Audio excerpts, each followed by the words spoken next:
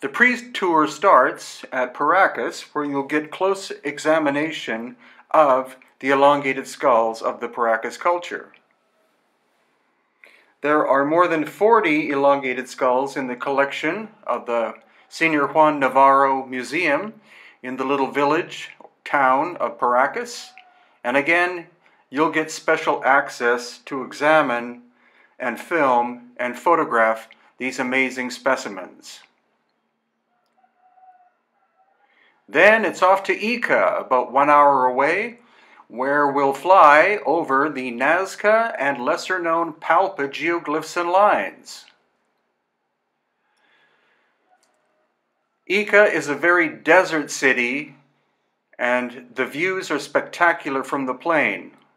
You'll get to see a lot of the so-called runways and the famous figures such as the spider and the parrot and condor, but you'll also get to fly over Palpa, where there are more geoglyphs and lines than there are at Nazca. Then it's off to the Sacred Valley of Peru, and our first megalithic site, which is also an Inca site, will be Ollantaytambo.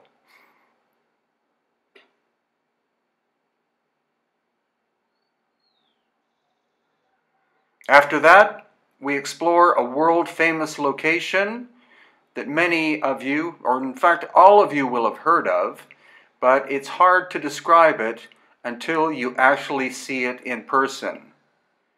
I'm talking about Machu Picchu, the most incredible site, or one of the most incredible, in all of the world. Then it's off to Cusco, where we'll do a walking tour of the Inca and megalithic sites.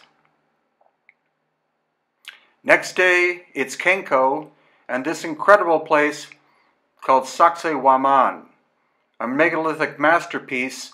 Some of the stones in this location weigh more than 120 tons. Next day, it's off to a lesser-known site called Quirumiok. And Quirumiok means the stones of the moon. Very few visitors ever visit here, and that's why we're going to go, because it's something that should be more publicized.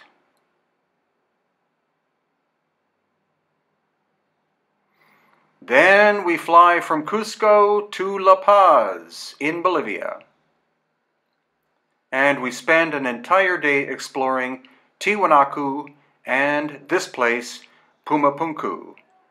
Pumapunku, of course, is most famous for these H blocks, and engineers can't figure out how these shapes were made, especially by a Bronze Age culture such as the Tiwanaku people. We'll also show you magnetic anomalies that are present at Pumapunku and Tiwanaku. I believe this was, to some degree, my discovery, but you'll see here how inside the H block, the compass goes very erratic.